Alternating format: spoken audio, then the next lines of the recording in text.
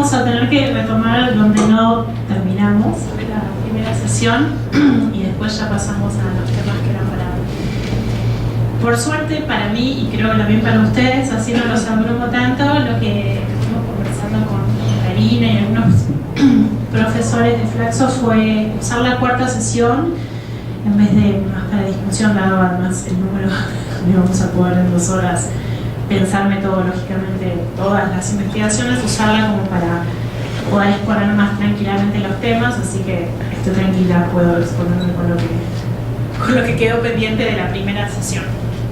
Así que en realidad nos volveríamos a ver el viernes y el siguiente martes. Entonces, ya que estaba, aproveché y agregué 2 capitulitos muy breves y muy, creo yo, fácilmente leíbles de mi tesis doctoral para que las lean metodológicamente. Es decir, no quisiera, bueno, si las quieren leer en cuanto al contenido sustantivo, bienvenido por supuesto, pero básicamente les voy a mostrar un mini process tracing que va a ser lo que vamos a trabajar entre el viernes y el martes, porque ahora está todo corrido un poquito. Son muy cortos y la idea es que los miren en diagonal, quiero decir, prestando atención a cómo está realizado ese rastreo intracaso. Bueno, la vez pasada lo que hicimos fue básicamente una primera parte un poco aburrida, en donde revisé como las nociones de causalidad posibles y nos pusimos de acuerdo que lo que íbamos a hacer en el marco de este seminario era acordar momentáneamente en una especie de pacto fundacional del curso que íbamos a estar de acuerdo, por lo menos hasta que termine, en que es posible hacer inferencia causal con diseños de investigación que utilizaran métodos cualitativos. Que esto nos dejaba de un lado de la vereda, digamos, de la discusión en ciencias sociales, donde sabíamos que había otros que estaban del otro lado de la vereda, que acá no hay ninguna primacía, digamos, de paradigmas de uno por sobre el otro, que teníamos que conocerlos y saber dónde nos estábamos moviendo para saber en qué tipo de literatura o debates existentes nos teníamos que apoyar a la hora de elegir nuestros propios diseños de investigación. Y que además, esto era lo que yo les proponía, estemos abiertos a cruzar la vereda todas las veces que lo necesitemos, que nuestras preguntas así lo precisaban. Entonces lo que vimos la vez pasada es que hay una discusión ongoing, que está sucediendo en este momento dentro de la ciencia política, que más o menos viene hace unos 15 años, con relación a hacer inferencia causal con diseños explicativos de pocos casos. Vimos que la explicación es una función de la comparación, que no podemos explicar si no comparamos casos. Vimos también que comparar casos nos llevaba a un tipo de causalidad diferente a la causalidad que podríamos establecer con el método comparado si utilizábamos muchos casos, y que, bueno, eran diferentes, ni buenas ni malas, sino que servían para otros propósitos. Les introduje la idea de qué hacemos cuando tenemos que comparar fenómenos de complejidad causal, que es lo que usualmente nos vamos a encontrar si estamos trabajando con métodos cualitativos. Seguramente tenemos pocos casos y muchas variables. En ese sentido vamos en contra de toda la tradición que nos metió en la cabeza de que nunca tenemos que tener más variables que casos. La realidad es que ya hay desarrollos que nos permiten trabajar de esa forma, que están legitimados, que nos podemos apoyar en ellos y perfectamente avanzar en nuestras investigaciones, buscando explicar con pocos casos muchas variables y complejidad causal, sin por eso irnos al modelo interpretativista propio, digamos, de la lógica descriptiva exploratoria de los métodos cualitativos más vinculados a la antropología. Perdón, hace mucho frío hoy. O el smog, o es multicausal. Entonces, hasta ahí llegamos. Y nos habíamos quedado con otro problema. Bueno, problema en el buen sentido de un desafío que solemos tener, que es que si trabajamos con métodos cual, y seguramente estamos trabajando con procesos complejos en el sentido de que son muchas variables que se combinan en un momento dado para generar un resultado, pero seguramente también esas variables son de larga duración. Los procesos cual, digamos, si llegamos hasta el punto donde hemos decidido movernos en una metodología cual, y vamos a tener un tipo de pregunta que va a referir un tipo de casos para instalar un tipo de problemas que seguramente son problemas que tardaron en convertirse en tales, o porque pasó mucho tiempo, digamos, entre que podemos decir, la génesis, digamos, del problema hasta que existió el sistema de partidos políticos, el Estado-Nación, las capacidades estatales, los derechos humanos en su definición actual, ¿no? Todo son procesos de larga duración. Llegué solo a presentarles los títulos de lo que íbamos a ver, porque esto implica herramientas metodológicas. Y es acá, exactamente en esta combinación, que no quise hacer mucho hincapié en la primera sesión, porque era todo nuevo para no abrumar demasiado, es en la combinación, o sea, de la noción de causalidad como algo a lo que podemos acceder con un método cualitativo, sumado al hecho de que la variable dependiente que estemos yendo a mirar en esos casos comparados para ver si varía o no, porque si no, vimos la vez pasada que no podemos explicar si no hay variación en el mundo real, tenemos que describir sí o sí, la democracia, todos esos ejemplos están, cuando además de que varíe la variable dependiente en pocos casos, la variable dependiente toma tiempo en desarrollarse a través del tiempo, vamos a tener que lidiar con otras técnicas cualitativas para lograr capturar la mera existencia de la variable dependiente, que es lo que nos va a llevar al famoso process tracing de la tercera clase, ¿okay? Que per se es una función descriptiva, describe la existencia de la variable dependiente, pero para poder definir la variable dependiente, que tengo que ver qué valores asumen en diferentes casos, tengo que echar mano a técnicas específicas propias de los desarrollos cualitativos. Entonces, por ahora lo que vimos, súper rápido la vez pasada, es que había, dentro de las variables independientes, porque esto es interesante, voy a hacer un mini paréntesis, es muy interesante que cuando... Ahí traje un ejemplo con la investigación del libro de Shaping the Political Arena de los Collier que les comentaba la otra vez, a ver si lo podemos ver ahora que tengo un poco más de tiempo.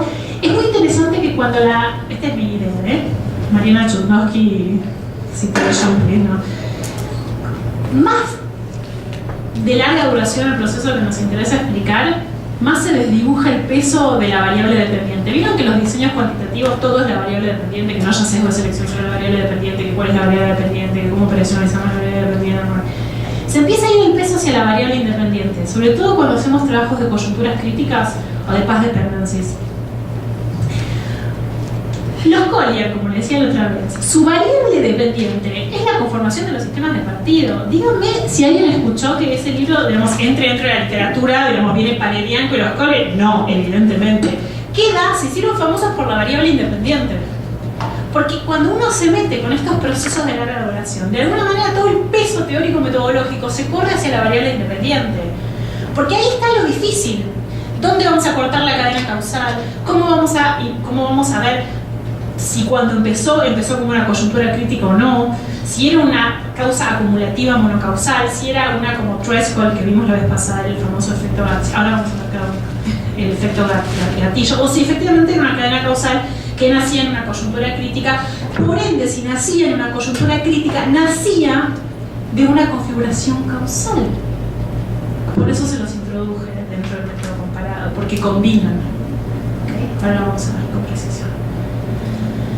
La primera, que es la más fácil, por eso la puse primera, variable independiente de larga duración, que es con la cual nos solemos encontrar cuando hacemos diseños de investigación explicativos con métodos cualitativos. A partir de ahora voy a decir diseños quali, pero cuando digo eso quiero decir explicativo y con métodos cualitativos. ¿Okay?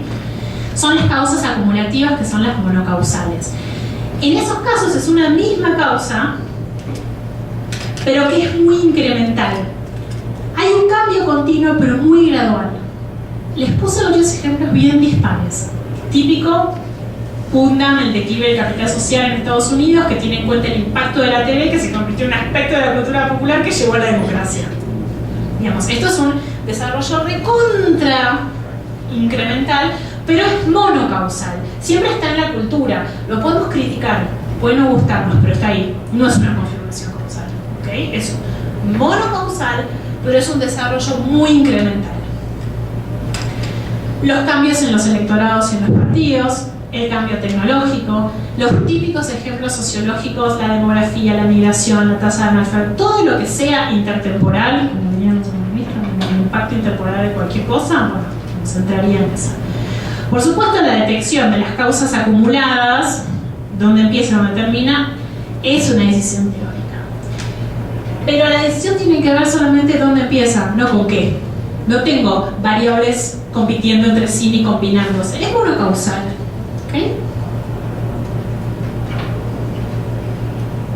A veces las causas incrementales no tienen un impacto fuerte, van sucediendo. Les contaba la otra vez que esto se utiliza mucho, este frame, para análisis de movimientos sociales y acción colectiva, hasta que alcanzan un nivel crítico que va a disparar los grandes cambios, es decir, la variable dependiente. O sea, en una cadena monocausal, cambios demográficos, cambios tecnológicos, el cambio tecnológico empezó y se fue desarrollando. La demografía, no sé, la transición demográfica empezó y se fue desarrollando, ¿no es cierto? Fue siempre lo mismo. Acá viene como y pasa algo que genera un efecto gatillo o alcanza un umbral, por eso lo llaman threshold, que dispara la variable dependiente, pero rápido. La manera de entender, la manera de reconocer si hay un threshold es que hay poca distancia temporal entre lo que teórica y analíticamente yo como investigador voy a decir que es el threshold point y el outcome. Si tengo un threshold point, allá lejos en el tiempo no tengo un threshold point, a lo mejor tengo una causa o tengo, ahora vamos a ver, una coyuntura crítica. Está pegado. De verdad, ¿qué es pegado? Me van a decir. Pegado con relación al tiempo que venían tomando los sucesos. Por ejemplo, si es acción colectiva, no sé, el ejemplo que les contaba de McAdam el otro día, el analiza el outcome es el voto en México, el voto negro, digamos, en la ampliación de la lana política para que voten los negros. Entonces él toma desde la caída de la economía del algodón, que obliga a que migran del campo a la ciudad, se empiezan a organizar y encuentra, qué sé yo, los primeros 5 años pasa una cosa, después se acelera a una vez por año, después eventos cada 2 meses, después una vez por día, y de repente pasa algo, puede ser un shock exógeno, una legislación, un motivo, algo que hace que sea la gota que hace rebalsar el vaso de agua e instantáneamente después logran el voto. Muchos estudios también del threshold point que yo vi fue con la elección de Evo Morales en Bolivia. Digamos, cómo logra la elección, ¿no? Y también hay como todo, y uno lo va viendo en la cadena temporal que uno fue construyendo, viene una cosa y se empieza a acelerar, ¡truc! ¡Chao! Se dispara. ¿Okay? Así uno detecta que es un threshold. O sea, no puedes nunca argumentar que es un threshold point si no hubo intensidad y cercanía entre el evento intenso y el outcome. ¿Okay? No fue incremental, tuvo que haber una... ¿no? Como les decía la vez pasada, esto se usa mucho en el rat choice también, no solo en los que hacen comparative historical analysis, los tipping point games son eso, ¿no? Como que juego, true outcome. Es muy importante distinguir el threshold de los argumentos path dependency. No sé por qué a veces pasa en la literatura que no sé bien por qué, pero muchas veces se confunde. La realidad es que el threshold no tiene nada que ver con que el evento sea largo o no, sino con la frecuencia de los sucesos de la variable independiente, como que venía así, chau, outcome. A lo mejor eso pasó en 6 meses, no importa, lo que se tiene que haber acelerado es la distancia entre los eventos que están generando el outcome. No importa que haya durado siglos. El threshold es un threshold, no importa cuánto dura. No estamos hablando de que además tiene que durar mucho, puede no durar mucho. Lo mismo con los argumentos path dependency. Los path dependency no tienen por qué durar el tiempo. Es verdad que si nosotros queremos generar ¿cómo lo traducimos en trayectorias de path dependencies institucionales debido a los mecanismos a través de los cuales los reconocemos, que ahora los vamos a ver, en general tarda un poco en reproducirse, pero y si se reproduce en un año, entra.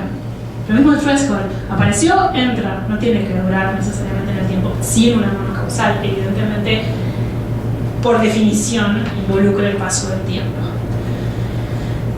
Después están las más comúnmente conocidas cadenas causales. Acá entran varias cosas diferentes. Yo lo centralicé y lo acoté a algo que me interesa, que es las coyunturas críticas. Cuando hablamos de cadena causal, como su nombre lo indica, ya no es una causa concatenada, digamos que va, una misma causa incremental, ni es una causa que de repente se dispara, sino que es una cadena, hay eslabones, ¿no es cierto? Como su nombre lo indica. Entonces, acá lo que tenemos es una variable independiente, una causa, que genera una secuencia, usualmente de lo que llamamos después de los Collier, pero podríamos no llamarlo así, reacciones y contrarreacciones, que luego disparan la variable dependiente o el outcome o el resultado, como lo quieran llamar. ¿Okay? La manera de reconocer una cadena causal básicamente es porque cuando empezamos a... es difícil, pero cuando empezamos a reconstruir el proceso de desenvolvimiento entre lo que voy a llamar mi causa y lo que voy a llamar mi efecto, no voy a encontrar ni un desarrollo lento de la variable independiente ni un desarrollo lento con un Schwarzkopf. Lo que voy a encontrar es una secuencia de un montón de sucesos que no voy a llamar variables intervinientes, porque los estoy concibiendo como la propia construcción de la variable independiente, porque es compleja y porque involucra avances y retrocesos. ¿Okay? Por eso lo pienso como reacciones y contrarreacciones en el camino hacia construir el outcome. Porque a veces la vida es complicada, básicamente, y a veces algo me dispara una reacción que viene una contrarreacción, que viene una contrarreacción, y entonces se da el outcome. Pero no son variables intervinientes, porque es la propia causa que impulsó put the history in motion, dicen los Collier. Empezó el movimiento, empezó el cambio. Ahora vamos a ver mejor.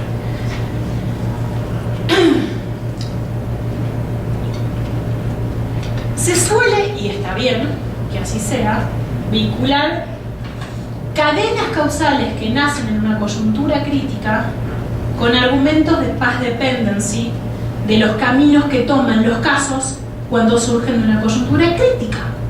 ¿Por qué? La coyuntura, bueno, eso me voy a pasar después al Word, pero está arriba yo. La coyuntura... algo para ver lo que no son de flaxo. No, pero te uso el costado. Esto es para poder ingresar a la bibliografía del seminario. Los que son de flaxo ingresan por sus claves y demás como estudiantes o profesores. Pero para quienes no vienen de flaxo pueden ingresar con esto para... Hasta ahora vimos entonces que podemos tener cadenas causales. Esas cadenas causales pueden no nacer de una coyuntura crítica, pero es raro. En general llamamos coyuntura crítica a algo que puede ser una sola variable independiente, rarísimo, porque puede ser, o sea, teóricamente puede ser, no sé si empíricamente lo vamos a encontrar, o una combinación de factores, configuraciones causales, como vimos la vez pasada, que gatillan lo siguiente. Para que haya una coyuntura crítica, tiene que pasar algo que me dispare a los casos hacia diferentes caminos. ¿Okay?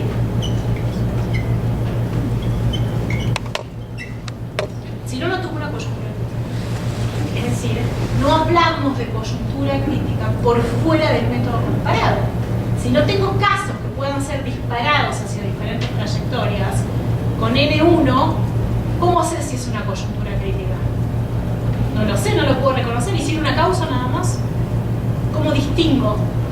Para que yo pueda hablar de una coyuntura crítica es porque ya me corrí, ahora sí, por eso tomé no una cadena causal común que sí puede ser una función, digamos, una cosa que yo puedo buscar en N1, porque es una, todavía no es una cadena causal técnicamente en el sentido de diferencia causal, pero sí, digamos, es una reconstrucción de los hechos descriptivo al fin, de esa asociación, ¿no? Diferencia causal. Acá ya sí tengo que estar dentro del método comparado, que ahora lo vamos a conocer mejor. Ahora sí va a pasar que los casos se fueron hacia diferentes caminos sobre los que nunca vuelven para atrás. Esa es la clave de una secuencia causal. Yo voy a encontrar reacciones y contrarreacciones,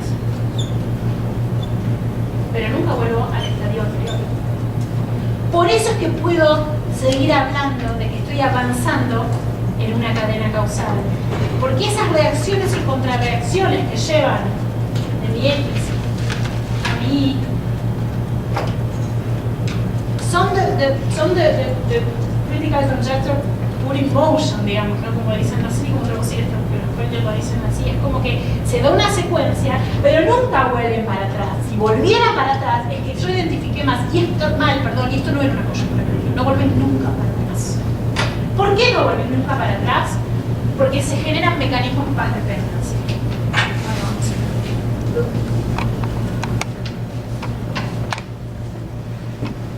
Entonces, la coyuntura crítica, ahora voy a profundizar, es contingente con relación a la teoría. Yo no puedo explicar, ni busco explicar, la causa de que eso generara que mis casos se dispararan hacia diferentes trayectorias. Ahora lo vamos a ver con los coles, no se preocupen. Yo sé que algo pasó antes que hizo que se diera una configuración de factores que me dispara los casos hacia diferentes trayectorias, ¿ok? Y ahí puedo encontrar dos tipos de secuencias diferentes ya dentro de cada uno de los casos disparados hacia diferentes trayectorias por mi coyuntura crítica. Voy a encontrar secuencias self-reinforcing, digamos, se van autorreforzando, en donde lo que sucede es que se da una formación y luego una reproducción de largo plazo de un patrón institucional dado. Son los famosos increasing returns de los economistas. El teclado QWERTY, el famoso ejemplo del teclado QWERTY, que es que una vez que se genera y que todo el mundo empieza a usar el teclado QWERTY, aunque no sea el más razonable por cuestiones termodinámicas y qué sé yo, a medida que las personas invierten en aprender cómo se utiliza el teclado QWERTY, se va reforzando cada vez más la lógica, el costo de cambiar es cada vez más grande, se da una lógica de beneficios crecientes con la adopción continua y de muchos de eso, y se vuelve cada vez más difícil transformarla. Por eso es que siempre los que estudiamos instituciones hablamos de cuán difícil es cambiar las instituciones, porque el cambio institucional tiende a complicarse por el problema, digamos, de el self-reinforcing propio de la mera existencia de la regla. La regla surge, vamos a decir, por elementos contingentes con respecto a nuestra teoría. Puede haber una teoría en donde mi coyuntura crítica se convierte en la variable dependiente que yo quiero explicar, pero acá no lo estoy tomando como variable dependiente.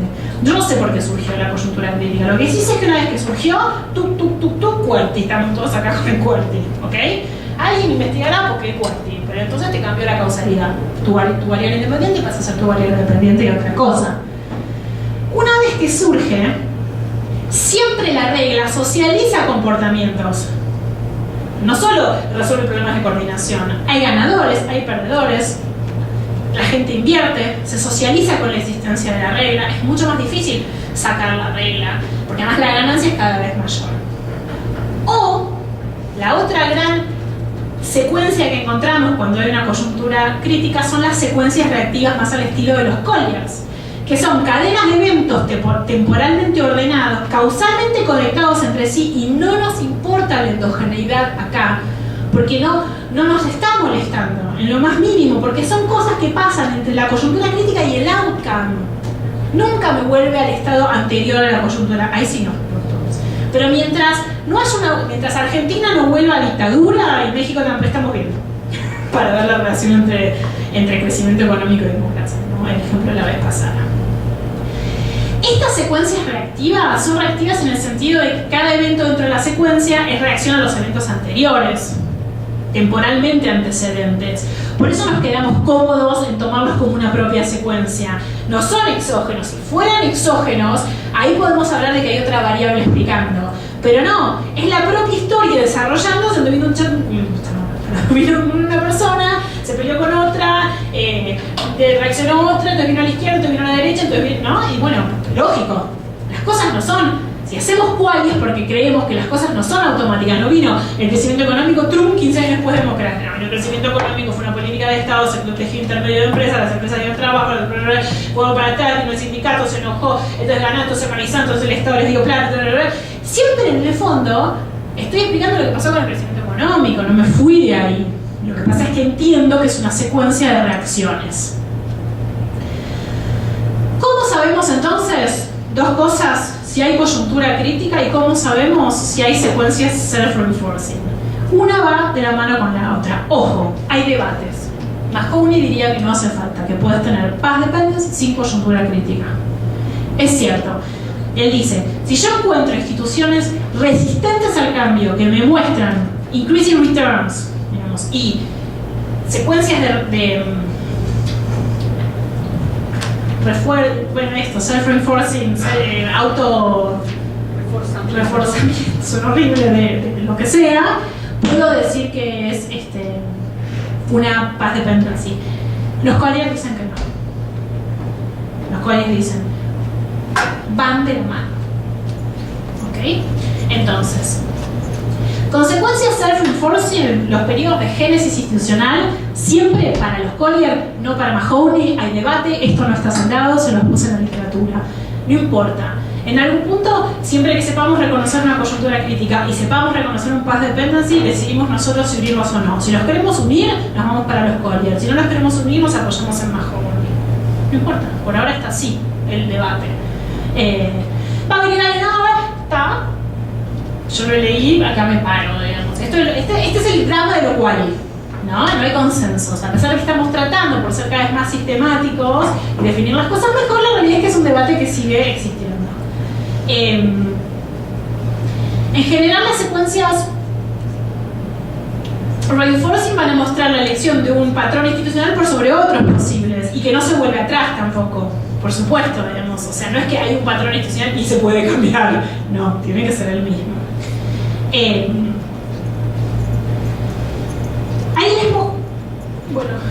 Ahí les mostré la lógica de los Collier.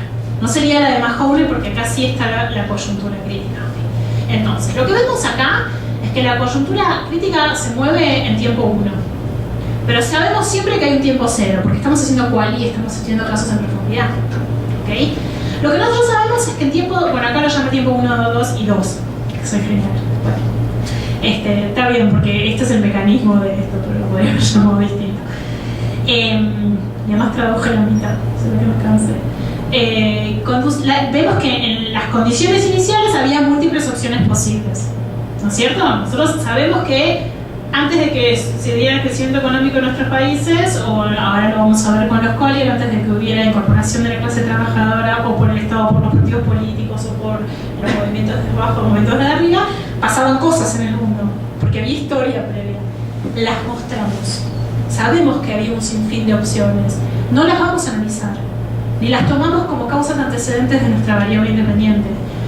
Lo que queremos mostrar es la contingencia teórica, que es que nuestro modelo no va a dar cuenta de lo que sucede antes de B. En B pasa algo que define que se elija una cosa u otra. No sé por qué, es un evento contingente con relación a mi modelo analítico. Quiere decir que mi modelo analítico no lo incluye para explicarlo, ni intento. Y lo dejo claro. Porque si no, estoy alterando la causalidad. Yo necesito que esta sea mi variable independiente, pero tengo que mostrar que es una coyuntura crítica al mismo tiempo. Entonces, para mostrar que es una coyuntura crítica, tengo que mostrar que generó algo que alteró el devenir de lo que sucedía antes, largando los casos para trayectorias diferentes. Entonces, tengo que mostrar lo que pasaba antes, pero lo tengo que mostrar con cuidado, solo para ilustrar que pasó algo acá que cambió las cosas, sin por eso alterar la causalidad y convertir a mi coyuntura crítica, que es mi variable independiente, en la variable dependiente de otras variables independientes que serían las que suceden en el tiempo 1. ¿Estamos? Una vez que hay una coyuntura crítica, y en este caso se elige la opción B, podríamos haber generado una coyuntura crítica y paz dependency sobre la opción A o sobre la opción C. No tengo idea por qué fuimos para la B, pero fuimos para la B. Yo lo que tengo que mostrar es que la B se autorrefuerza a través del tiempo. Si no, no hubo una coyuntura crítica. Si a los 15 minutos cambia a A, no fue una coyuntura crítica. Porque, qué sé yo, un tiempo después vuelve a A o a C, no era una coyuntura crítica, fue un evento. Capaz que estoy en un threshold point, capaz que estoy en una monocausal, o capaz que mi modelo analítico es un horror y no predice nada de lo que sucede. No tengo idea porque esto es muy abstracto. Pero tienen que pasar las tres cosas. Tiene que haber opciones. Si no había opción, no hay coyuntura crítica. Era una cadena monocausal. Tenía que haber opciones y se tiene que haber elegido una. Cuando se eligió una, esa una se tiene que se tiene que fijar, gracias, se tiene que establecer y no vuelve para atrás. Bueno, no vuelve mucho para atrás, por lo menos. Ahí estoy en un universo donde puedo hablar de una coyuntura crítica que me disparó los casos para todos lados porque había opciones y que no se volvió para atrás porque observé y fui absolutamente preciso con relación a cuál es el mecanismo de self-reinforcement. ¿Por qué algo dura en el tiempo no es paz dependency? Duró, pero no encontré mecanismo, no había otra opción, y está, y persistió. Bueno, está bárbaro, pero es otra cosa, ¿ok? Tengo que encontrar o cadenas reactivas que van fijando y anclando cada vez la trayectoria, o tengo que encontrar mecanismo de profundización de la regla. Entonces,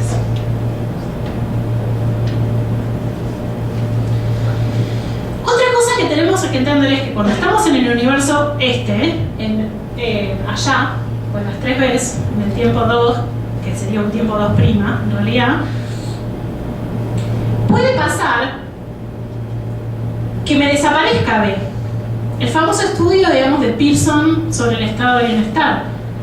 Pasaron cosas que me generaron el estado de bienestar. Esas cosas que me generaron el estado de bienestar y que hicieron que, vamos a imaginar, no, Pearson no dice esto, pero imaginémonos que había una coyuntura crítica que hizo que los 5 estados de bienestar de Spin Anderson tomaran la forma que tomaran y nunca hubieran vuelto para atrás, ¿no? Y hubiéramos encontrado mecanismos de self-reinforcing, hubiéramos encontrado todo.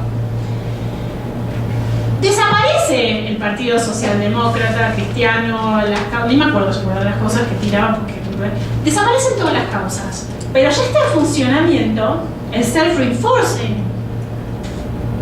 Entonces, aún cuando perduran en ausencia de su causa original, seguimos siendo testigos de mecanismos de paz dependency.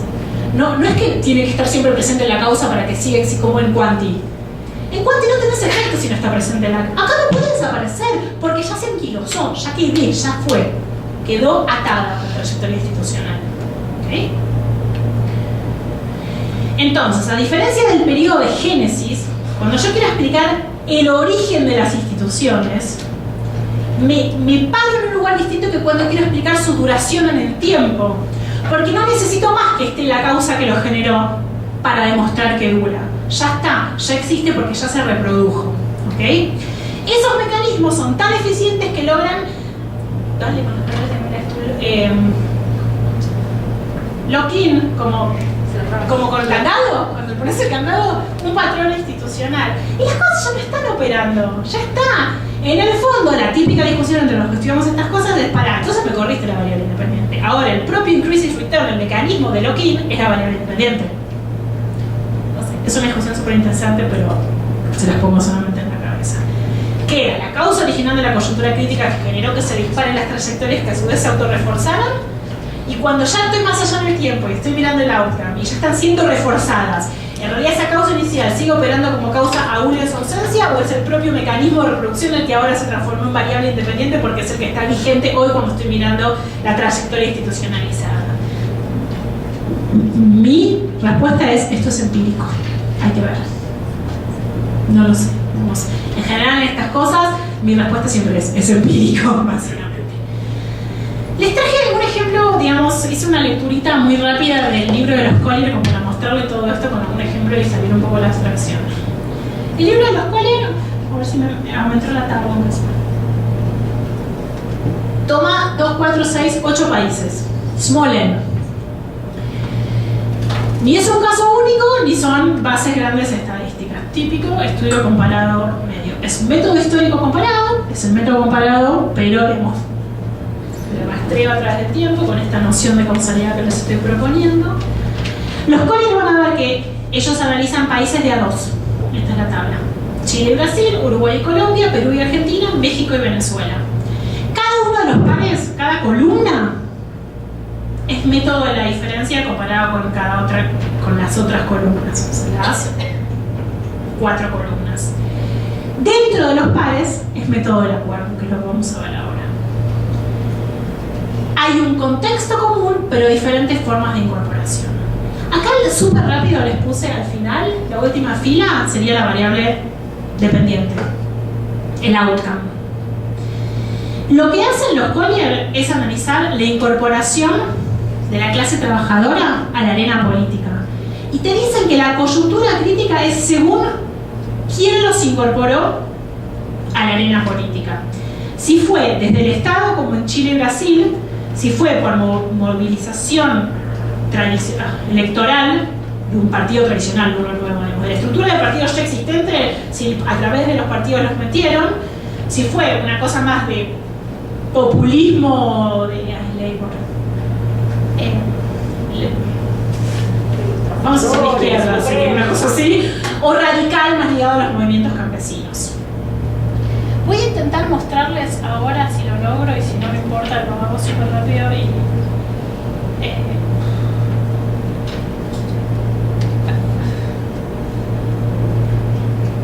perdón, es que uso Mac, entonces soy como los QWERTY pero no Mac. Ahí va. Hay que montar esto no. Entonces tenemos, no les voy a decir el contenido, se los voy a leer metodológicamente. Tenemos una coyuntura crítica que marca la incorporación inicial, que va a generar una secuencia path dependency, pero que no es meramente incremental. ¿Okay? No es lo que vimos como en la primera de las cadenas causales. Lo que sí hay es que, a pesar de que vamos a encontrar una cadena de reacciones y contrarreacciones, tiende a perdurar la estabilidad por sobre el cambio. Por supuesto, no es que son reacciones y contrarreacciones que te llevan a cualquier lado, ¿no? Son reacciones y contrarreacciones que generan cierta estabilidad. ¿Qué hacen los Collier instantáneamente? Te muestran cuál era el elemento anterior a la coyuntura crítica. Y te dicen, había dos clivajes fundamentales. La división entre el Estado y el trabajo, la clase media y las élites. El Estado de trabajadores, clase media y élites. La clase media quería un Estado más activo, las élites querían un Estado más pasivo y más, digamos, vinculado a los partidos políticos. Entonces, antes de la incorporación había ciertos dilemas. No se los voy a leer todo ahora. Lo que les quiero mostrar es, acá lo que hice fue una ficha metodológica de ese libro. Había opciones, había diferentes clivajes, cada país se fue por un lado, de a pares. Entonces se encuentra que según el tipo de incorporación que prima en cada par de país, va a desencadenar secuencias lógicas totalmente diferentes entre columnas, pero iguales intracolumna. ¿Ok? Y empieza a generar una secuencia en donde viene lo que ellos llaman el aftermath, después viene reacciones y contrarreacciones dentro del aftermath, o sea, viene la incorporación inicial, que es la coyuntura crítica. Después viene un segundo momento conceptual heurístico generado por los Collier, que lo llaman así porque tienen ganas, pero porque ya es distinto al momento inicial, aunque es una reacción al momento inicial. Y ahí encuentran, hacia el final del aftermath, y lo ponen pero absolutamente transparente, lo que ellas llaman, lo llamo yo en realidad, el momento en el que se produce el mecanismo de reproducción del heritage, que va a ser lo que viene después, el aftermath, o sea, el outcome, básicamente, que es el futuro sistema de partido. Y lo desarrollan. No me dijeron que había una reproducción. Esperen que quiero volver a la PPT. ¿O no?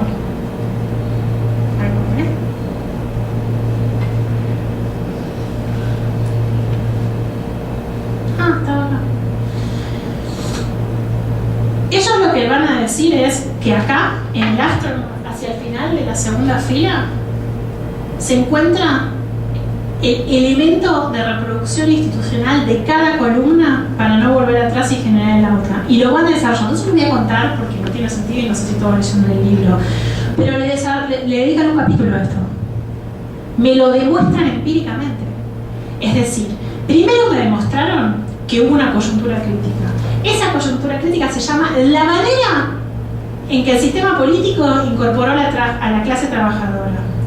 Tomó diferentes formas. Según la forma que tomó, generó trayectorias diferenciadas donde nunca se volvió atrás. Entre casos, dividió y juntó intracasos. Esto le da mucha fortaleza metodológica, porque significa que está funcionando la diferencia y el mecanismo de reproducción al mismo tiempo. La diferencia porque me dispara casos hacia lados diferentes, y el mecanismo de reproducción institucional porque esos mismos casos que comparten la trayectoria van siempre juntos hacia el mismo lado. La identificación del mecanismo de reproducción institucional es un capítulo entero del libro, que depende, por supuesto, de cada una de las trayectorias de cada uno de los casos. Estos 4 momentos son: viene la incorporación, tu reacción. Si fue incorporación de arriba, viene reacción de abajo. Si fue del Labour, del conservador. Si fue radical, digamos, por supuesto. Porque así es la vida. Que, sí, metimos a clase de trabajo y todo el mundo se quedó contento. Por supuesto que no. Si a la izquierda es la derecha, si la derecha es la izquierda, si es arriba es abajo, si abajo es arriba, y si no son los sindicatos, es un Uber. Siempre hay reacciones y contrarreacciones. Y recién después viene el outcome, que viene muchísimos años después. Y que en el fondo, en este libro, que es el clásico de coyunturas críticas, se desdibuja. No es un libro muy conocido, digamos, porque te cuenta. De hecho, tiene una clasificación de sistema de partidos rarísima, que va en contra de todo el debate, digamos, sobre los que estudian partidos políticos. Yo no estudio de eso, pero siempre me cuentan que es como rarísima, compleja, rara, no cuaja como. Pero no importa, porque la historia es acerca de la historia de cómo se generan los partidos, no de la variable dependiente. Pues si no, no hubo query, no hubo rastreo de procesos, no hubo una mirada comparada de coyunturas críticas. Y no trato de entender qué está sucediendo en términos de reacciones y contrarreacciones. Por último, sí les aclaro que dentro de cada una de estas grandes etapas de reacciones y contrarreacciones hay 1000 secuencias de reacciones y contrarreacciones, todo el tiempo. Lo que pasa es que nunca vuelven a un estadio anterior. Es una barbaridad. La historia siempre va hacia adelante. No vas a hacerlo así en los casos. Eso empíricamente permite ir fortaleciendo el argumento de que efectivamente esto fue una coyuntura crítica. ¿Por qué fue crítica? Porque había muchas opciones posibles y eligieron una. Y cuando eligieron una, se los diferenció de los otros y se mantuvieron en esa una, además. ¿Cómo digo que se mantuvieron? No porque duraron en el tiempo, porque encontré mecanismos de reproducción institucional explícitos y empíricamente demostrables. Si no, es literatura para esta gente. Algo dura no es paz de dependencia, no es monocausal, combina secuencias de reacciones y contrarreacciones más increasing returns. Puedo tener uno o la otra, puedo tener combinado. Acá tengo todo, porque tengo método comparado, método de diferencia, coyuntura crítica, reacciones y contrarreacciones, increasing returns y además mecánicos. Son los Collier, ¿no? Digo, no tenemos que hacer eso, pero bueno, existe y se puede, parece. Listo con las coyunturas críticas y la paz de dependencia. Vamos a volver. ¿Se acuerdan que eran 3? La primera eran las monocausales, el choice call, y dentro de las cadenas causales les mostré la que me parece teóricamente más interesante, pero también hay cadenas causales más comunes. La realidad es esa. Muchas veces se utilizan para ver cuando hay una distancia muy grande entre la causa y el resultado final, con muchas secuencias y digamos, de reacciones y contrarreacciones sin increasing returns, sin coyunturas críticas, simplemente cadenas causales de larga duración, en donde yo estoy estudiando un proceso de muy larga data y no voy a encontrar una cadena monocausal. El cambio tecnológico empezó un lunes y terminó el sábado y todo el tiempo fue lo mismo. La verdad es que la mayor parte de las veces encontramos de todo en el medio, pero tenemos cierta tranquilidad en base a nuestro marco analítico de que efectivamente aunque por avances y procesos, ahí va la cosa. Punto. No hay coyuntura crítica, no hay paz de dependencia. Son cadenas causales. ¿Es un lío? Sí, es un lío. ¿Por qué? ¿Cómo se dónde cortar la cadena causal? Ahí les voy a volver al ejemplo de Macadam. Si yo vengo acá y les digo un día, bueno, vamos a estudiar la variable dependiente incorporación del voto negro a la arena política norteamericana. Bárbaro. Bueno, no, está bien. Macadam dice que tuvo que ver con la crisis de la economía de Adorno. O sea, la verdad, un cuantitativista me mata, no tengo cómo demostrarlo. Ahora bien, cuando leemos el paper de Macadam, él va reconstruyendo la cadena causal hasta un punto donde tiene todo el sentido del mundo para su variable dependiente. ¿Por qué? Por esto que les cuento, porque los links son fuertes. Cuando él prueba de ir más para atrás, se le debilitan los links entre las cadenas causales. Deja de ser probable, no lo puede explicar, porque es empírico, tiene que encontrar, tiene que rastrear. Entonces el tipo, ¿qué hace? Acá, o creo yo que hace eso, no sé. Empieza desde la variable dependiente, tiene ciertas intuiciones y dice, tiene que haber pasado algo. ¿Qué tiene que haber pasado? Se tiene que haber organizado. ¿Cómo se organiza? Tiene que estar físicamente en el mismo lugar. ¿Cómo puede ser si los esclavos están repartidos en todo el territorio? ¿Cómo fue que se juntaron? Y lee, hace trabajo de campo. Y va, y pone, y saca, y va. Y luego dice, pará, acá hubo una crisis terrible económica que hizo una enorme migración del campo a la ciudad.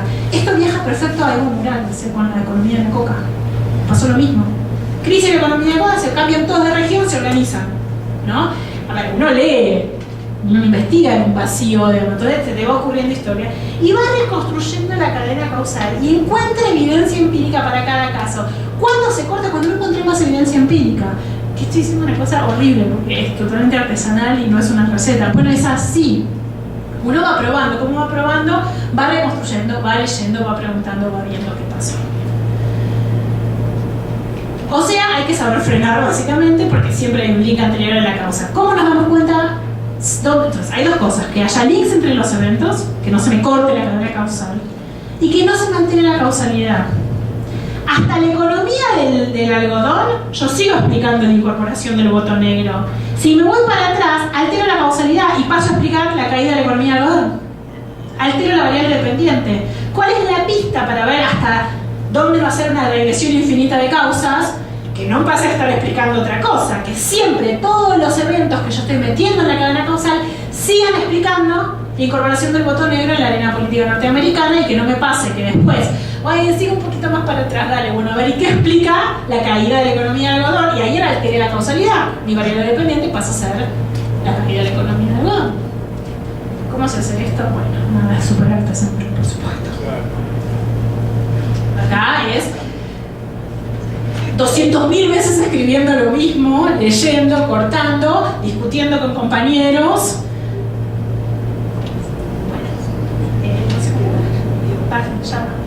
Sesión 2. Terminamos la sesión 1. Preguntas.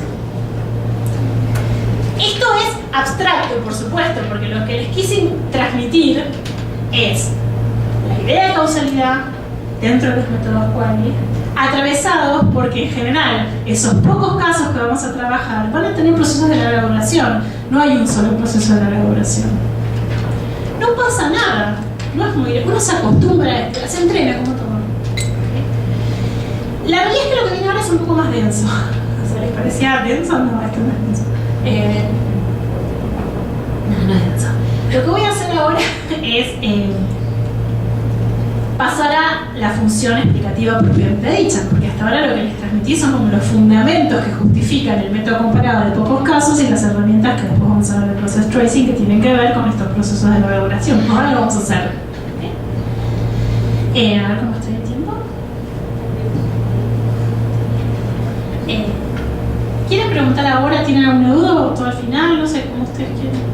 Ahora ya como que dejo esto y pasamos al método comparado por eso. Volvemos a las configuraciones causales, ya le vamos a entrar un poquito más en profundidad. Sí, tengo una pregunta. En cualquiera de estas modalidades para pensar el cambio, digamos, por lo que estamos tratando de pensar el cambio en el tiempo, ya sea en la de path dependence o en la cadena causal común. 5 yo de críticas. 5 yo en la cadena macadam de economía del algodón.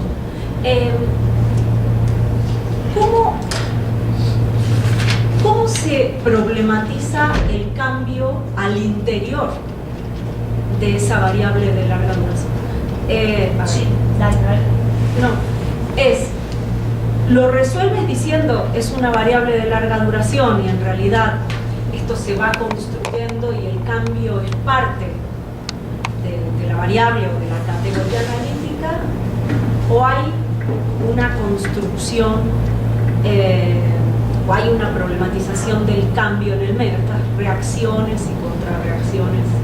Digo, yo estoy pensando en las ideologías judiciales, ¿no? En las ideas cuando entran, por ejemplo, a cualquier institución, todo esto se produce en un tiempo, digo, la adopción, la socialización, se produce en un tiempo muy largo. A ver, voy a intentar contestarme, no sé si lo logré. La primera cosa que... No, metodológicamente... Tal vez tenga... No, sí, Camilo, lo demás no tengo ni idea. Vos sos la experta. No, a ver, la primera cosa hoy es que el outcome ya tiene que haber sucedido.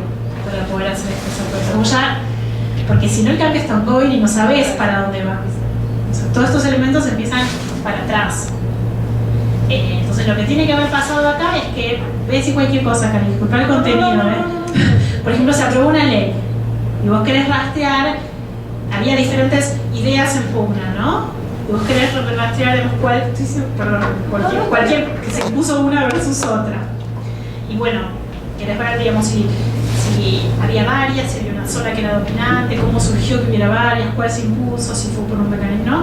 Lo que primero tenés que partir es de algo. O sea, vos siempre empezás desde una variable dependiente, un outcome. Los coreanos ya existía un sistema de partidos, ¿no es cierto? Pearson ya estaba a la derecha tratando de desmantelar el estado de bienestar. Siempre ya está el outcome y vos vas para atrás. ¿Cómo problematizas el cambio? Digamos, vos vas a saber si son reacciones y contrarreacciones que van hacia tu outcome, siempre y cuando tenga sentido teórico, es decir, cada pieza de evidencia, ahora lo vamos a ver más claramente con el process tracing, cada pieza de evidencia empírica responde a pedacitos de esa cadena previamente hipotetizada, porque, de nuevo, no estamos en un terreno etnográfico, esto no es inductivo del todo. Vos tenés intuiciones en base a la literatura y vas a tratar de reconstruir las cadenas causales. ¿Qué te va a pasar en la práctica? 800. Por esto puedo decir esto, puedo hacer y vas probando contra la empiria cuál funciona y vas descartando. No hay ninguna ciencia en esto, lo lamento mucho, es horrible, pero esto es así, digamos, uno tiene intuiciones de por dónde puede venir. ¿Cómo? Leyó mucho de ese trabajo de campo, por eso es que esto es Quali también.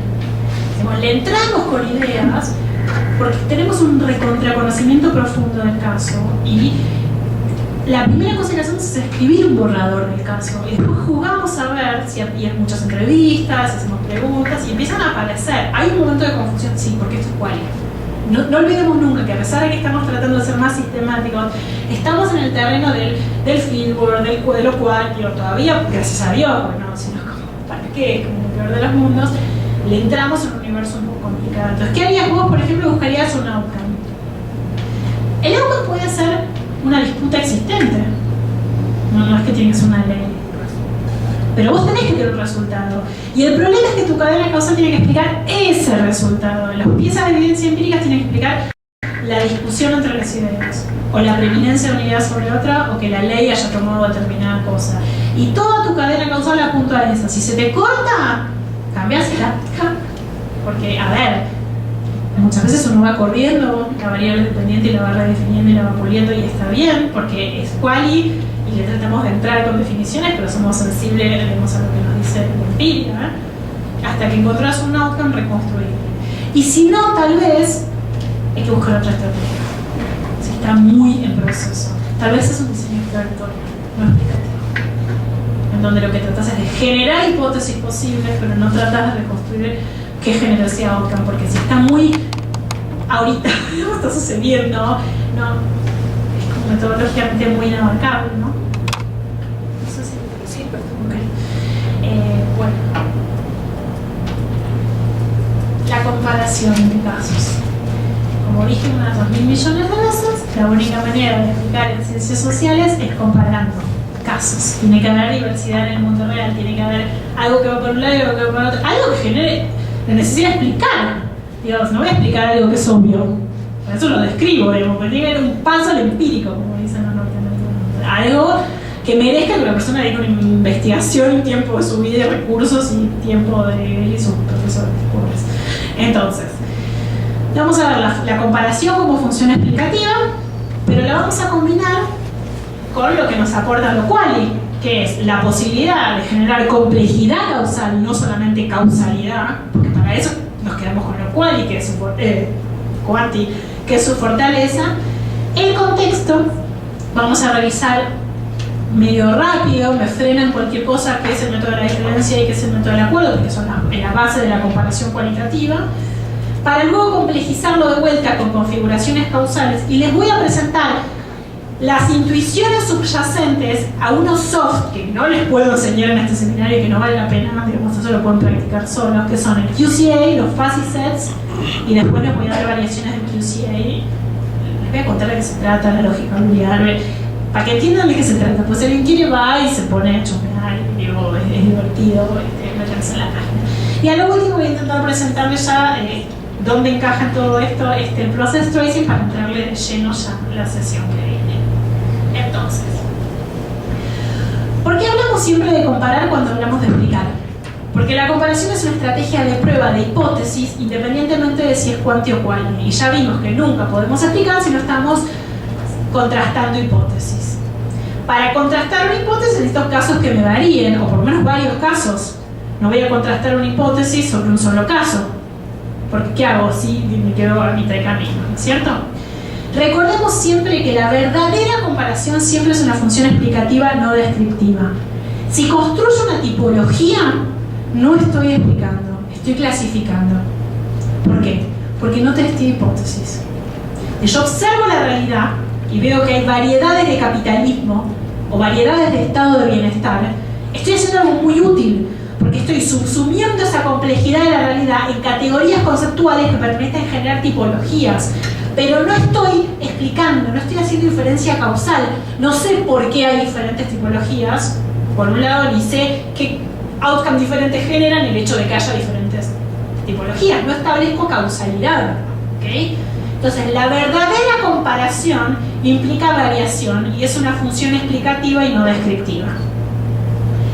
Perdón por lo escolar de esto, pero tengo que hacer un repaso rápido porque no tengo muy claro si estamos todos en el mismo nivel los profes. Por un ratito. Entonces, ¿cuál es la lógica subyacente del método comparado, el método de la diferencia y las configuraciones causales en general? Imaginémonos esta celda súper básica, en donde yo siempre voy a tener una variable dependiente sobre la que me hago una pregunta y voy a hipotetizar que aquello que explica la variación de esa variable dependiente son diferentes variables independientes. Acá lo vamos a hacer con una para una cuestión heurística. Entonces, lo que voy a encontrar es la celda 1, donde veo presencia de mi resultado y presencia de la causa que yo hipoteticé que generaba el resultado. Entonces, si veo que Argentina, México y Brasil me caen en la celda 1, obviamente esos casos fortalecen el argumento que yo propuse. Si encuentro ausencia del resultado en la celda 4 y ausencia de la causa, me pasa lo mismo. Si cuando no está mi causa, no está mi resultado, eso fortalece mi argumento. Si todos los casos se me repartieran en la celda 2 y en la celda 3, no es grave, pero no se fortalece mi argumento y capaz que lo tengo que revisar. Otra cosa. Claro, capaz que tengo que revisar mi hipótesis. Pero siempre está buenísimo que pase eso. Por Dios, estamos queriendo comprender. ¿Qué hacemos? Le entramos al mundo con una hipótesis, porque no podemos salir a verlo todo al mismo tiempo. Entonces, bueno, a ver, ¿qué dice más o menos la literatura sobre este tipo? A ver, esto. Bueno, me voy con esta hipótesis. Y veo que no. A lo mejor es un golazo, porque a lo mejor me peleo contra toda la literatura mainstream de X debate conceptual en mi subdisciplina, que decía que esa hipótesis explicaba en todas las realidades del mundo entero y en todo momento y lugar siempre eso. Y resulta que a mí los casos se me reparten en la celda 2 y 3. Es súper importante. No siempre, de hecho a veces es muy aburrido seguir contrastando hipótesis que ya están con... Es más, todos ustedes deben saber, acá digamos, nadie de grado creo, ¿no? Nadie puede hacer una tesis sobre lo mismo que ya está hecho. No aporta nada a la literatura, tiene que haber algún aporte original. ¿Qué aporte más original que pelear una literatura ya existente? Siempre uno se está peleando contra alguien. De hecho, cuando no te estás peleando nada, tienes que salir a fuerza y encontrar alguien con que pelearte, porque si no estás como fuera del mundo, digamos, ¿no es cierto? Bueno, lo que tenemos que entender es que vamos a centrarnos en cuando los casos se reparten en la celda 1 y la celda 4, porque es un seminario metodológico. Bueno, pero en términos del avance disciplinar, a nosotros nos interesa avanzar en el conocimiento. Nosotros siempre estamos metidos en una subdisciplina con la cual estamos dialogando y estamos teniendo hacer un aporte empírico, si estamos en ciencias sociales aplicadas al menos. Entonces, si se caen en las celdas 2 y 3, es súper interesante también. Ahora vamos a volver a las que... ¿qué es la vejez? La 1 y la 4.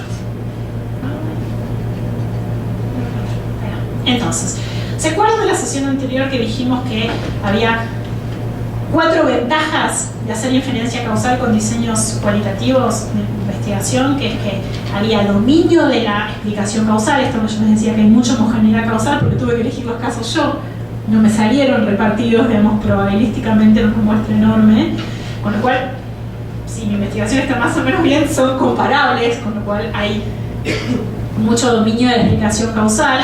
Es un ejemplo súper conocido del famoso ejemplo del Skocpol, de Theda Skocpol con las revoluciones. Ella mira solo las que le interesan y definidas de manera que a ella le interesan. Por supuesto que va a haber homogeneidad causal. No está mirando protestas, está mirando revoluciones de países agrarios con... No, digo, solo van a entrar las que son así. Por supuesto que son comparables, ¿no es cierto? Por supuesto que ahora lo vamos a ver, va a venir todos los que vive este mundo de ese terror, el sesgo de selección salarial dependiente. Entonces viene Bárbara Guedes y te hace un estudio que te demuestra que si en realidad metes todas las protestas de los piqueteros argentinos, de reforma de los maridos que yo, el N es mucho más grande, entonces se desdibuja la hipótesis de las cosas, pero me alteraste la variable dependiente. Estás mirando otra cosa, te felicito. Pero ella quería mirar eso y solo eso, y nada más que eso, y tiene derecho, porque de última es su variable dependiente, ¿no es cierto?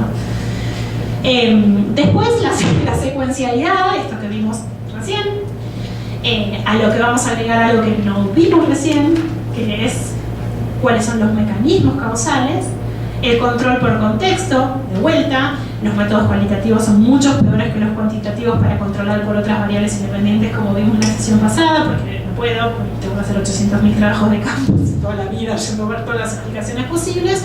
Pero es mucho más fácil descubrir variables omitidas por la teoría, porque estoy yendo a conocer en profundidad el caso.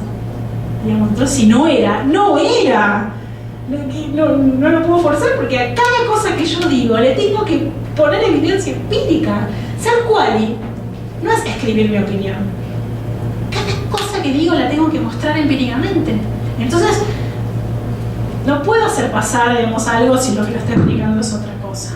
No se me va a confundir nunca en el agregado de variables independientes, ni me entró en el margen de error, ni hubo multicolinealidad, ni hubo nada, digamos, ¿ok? Y por supuesto nos permite la construcción conceptual. A veces mirando uno o dos casos, acuñamos conceptos que ayudan al resto de la disciplina para miles de años, como el estado burocrático autoritario de Odón y las zonas marrones. Se me ocurren un montón de conceptos que se establecieron la agenda para muchísimos años de investigación, conceptos que surgieron de observación empírica en pocos casos, ¿no es cierto? Pero sobre todo, a lo que quiero llegar hoy, porque esto ya lo vimos la vez pasada, es que permite, a diferencia de los métodos cuánticos, como vimos, lo que nos permiten es capturar los efectos causales de la variable independiente sobre la variable dependiente con un número preciso, cuánto de mi variable independiente explica mi variable dependiente y cuánto no, ajustado por todo lo que tiene que ajustar en esta vida. En cambio, lo cual nos permite capturar los mecanismos causales. ¿Qué es un mecanismo causal? Es un concepto, por supuesto, construido por los que están tratando de teorizar estas problemáticas metodológicas, que va a explicar cómo y por qué una causa hipotética en un determinado contexto, no en general, contribuye a que existan ciertos resultados. Ahora bien, para capturar mecanismos causales tenemos que entender que los mecanismos causales se ligan directamente al contexto del caso en el que yo estoy estudiando o testeando, contrastando mi hipótesis, ¿ok? Porque no es una variable interviniente, es inductiva. Entonces yo voy a combinar deducción, porque voy a contrastar mi hipótesis en mis casos para ver si hay causalidad entre crecimiento económico y democracia, y una vez que tenga, sí hay, voy a salir a buscar en cada uno de mis casos cómo el crecimiento económico generó la democracia. Y es contexto dependiente, absolutamente. Esa parte sí es inductiva y es descriptiva en algún punto. Lo que pasa es que es descriptiva complementada con la estrategia comparativa, no se hace solo. Si no, ¿para qué lo hago, digamos? ¿Ok? Entonces, los métodos cualitativos obviamente están ideados para explorar aspectos vinculados a la causalidad compleja. Entonces, en general, lo que termina sucediendo es que voy a comparar casos bajo un enfoque de configuraciones causales, porque voy a tener muchas variables combinadas, no una, no voy a tener hipótesis del tipo crecimiento económico y democracia, porque para eso haría quanti, ¿ok? Y me voy a combinar a ese enfoque de configuraciones causales un rastreo de procesos internos a los casos para capturar los mecanismos causales que llevan a que mi variable independiente genere mi variable dependiente. Eso es lo que vamos a ver ahora, cómo se hace esto concretamente. Una cosa importante es que hay que entender cómo se diferencia un mecanismo causal de una variable, de una mera variable. Entonces, los mecanismos causales son los links entre las variables independientes y las variables dependientes, tenga uno o 5 de cada una, que sirven para abrir la caja negra de lo que sucede entre, por ejemplo, crecimiento económico y democracia.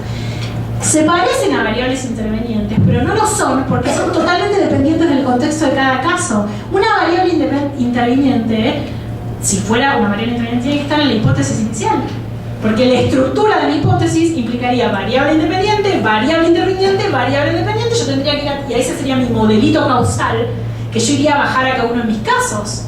Y en todos tendría que mirar lo mismo y me fijaría qué valor asume nada más. Acá no. Yo no sé qué va a emerger como mecanismo causal. No tengo una idea a priori. Esto sí es inductivo. El capturar el mecanismo causal. Y es la interacción entre el mecanismo causal en ese contexto específico que me va a explicar cómo mi variable independiente se convirtió o generó mi variable dependiente. O sea, dadas ciertas condiciones iniciales, puede bien pasar que el mismo mecanismo, operando en diferentes conceptos, lleva a diferentes resultados, o diferentes mecanismos. No es una variable interviniente porque no es un modelo analítico que viaja bien a todos los dominios empíricos. Es dependiente del contexto de cada caso. Y eso es lo que yo quiero capturar, justamente. De vuelta al ejemplo de la vez pasada. Si comparo México y Argentina, digo, los dos me dieron el mismo punto en la regresión, el mismo valor de cuánto el crecimiento económico explicó el surgimiento de la democracia. Les juro que el relato interno de cómo el crecimiento económico generó la democracia en los dos países seguro que es súper diferente. Y eso es lo que yo quiero capturar. ¿Cuál fue el mecanismo causal que llevó a que eso explique esto? No voy a saber nunca el efecto causal. No sé cuánto de mi resultado se explicó por eso, a mí me importa, porque estoy en Quali. Quiero saber cómo. La pregunta es por el cómo. Esto en este sentido es igual a las tendencias más interpretativistas, si nos ponemos a pensar. Siempre la pregunta es por el cómo, pero es un cómo más restringido, más positivista, digamos. Bueno, cosa medio obvia, por más variables anoté, una variable pide atributos de casos específicos, define una variable o mido, un mecanismo causal descubre los procesos sociales que conectan causas y resultados dependiendo del contexto. Vamos al método comparado. Volví al ejemplo de la vez pasada para no volverlos locos con 20.000 ejemplos y no agarré el de crecimiento económico y democracia porque no se me ocurrían otras variables, básicamente porque esa pregunta lleva a un diseño cuántico, básicamente. ¿Quién va a hacer quali con eso? Es ridículo. ¿Para qué? ¿Me puedo hacer una sola entrevista? ¿Qué hago? Digamos, tengo que mirar todos los países. ¿Por qué haría un diseño quali? No tiene ningún sentido. Salvo que me pare el libro y lo llevo aquí y diga, no, para. Yo te quiero demostrar que todo muy lindo, pero el cómo es tan diferente que me estás comparando. Ay, me acuerdo que una vez hicimos ejercicio para me acordar. Que me digas que tiene el mismo valor numérico en la regresión no me está haciendo nada, porque el relato es tan diferente. Pero bueno, ahí empiezan las discusiones sobre cuál era tu pregunta, y la verdad es que para la pregunta que se hicieron estaba bien, nosotros simplemente a lo mejor tenemos otra. Entonces,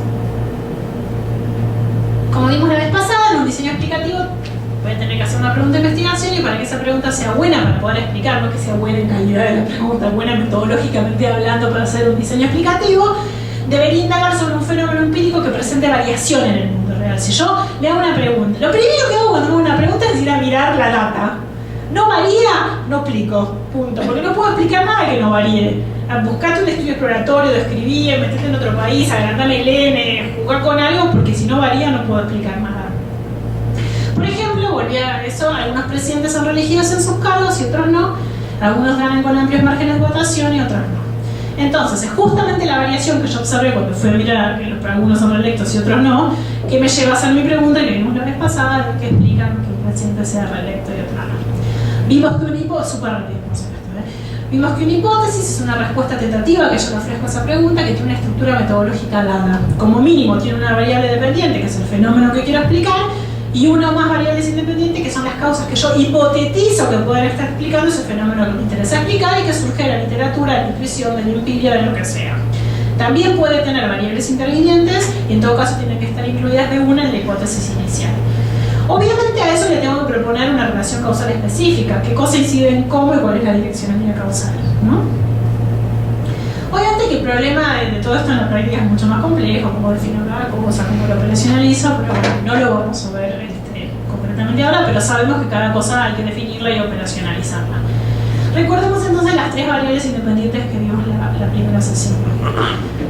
Había tomado 3 al azar, que las tomé básicamente porque quería hacer dialogar literaturas muy diferentes en cuanto a agencia, estructura, reglas, ¿no? Digamos, para ver metodológicamente los desafíos. La primera es una hipótesis legalista, donde las reglas formales y escritas predicen el comportamiento de las personas.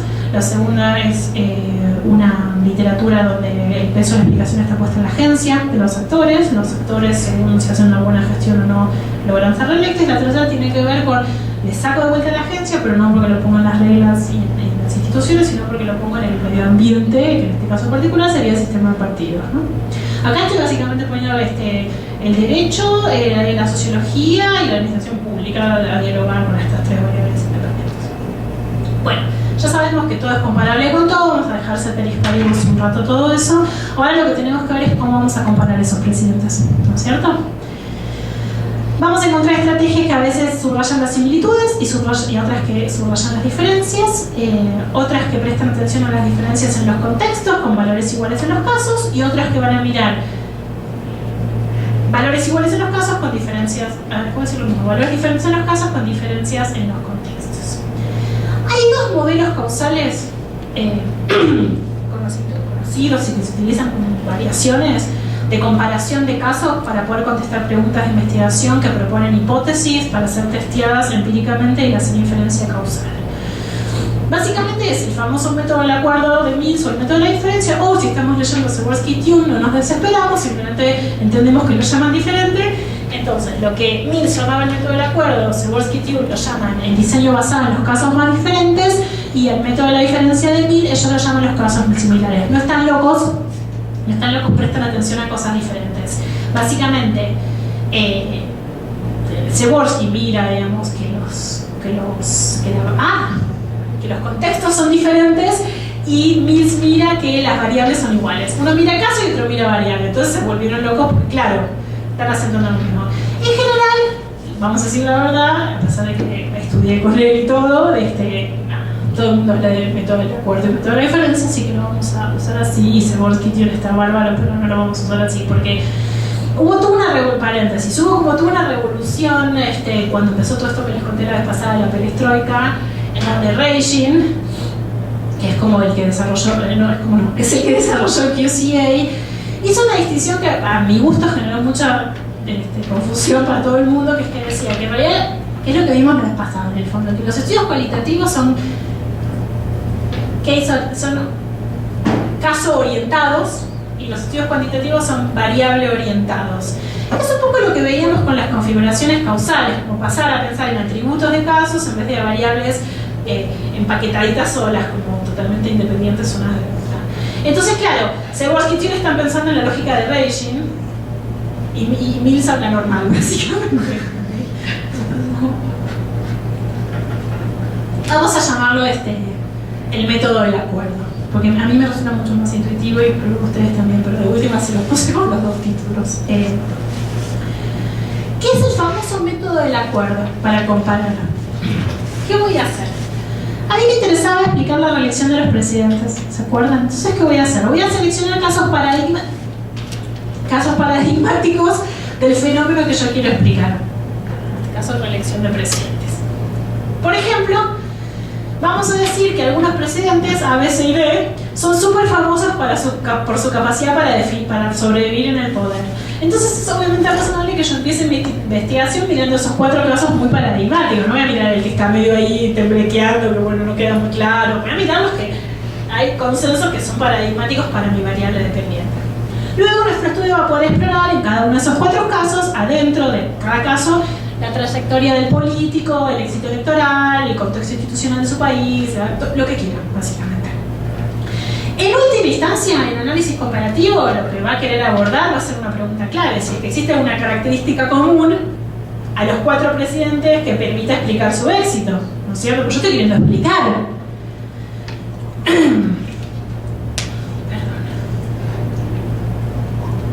Volvemos a la celdita que les mostré recién.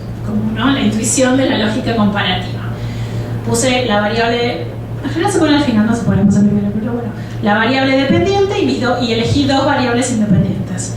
La variable dependiente es la reelección de los 4 presidentes, que como les dije es el método del acuerdo, es el que elegí todos casos con reelección, tomé los casos más paradigmáticos, y medí la variable independiente 1, que era si la Constitución permite la reelección, y la variable independiente 2, que era la calidad de la gestión de esos presidentes. Y me da esto.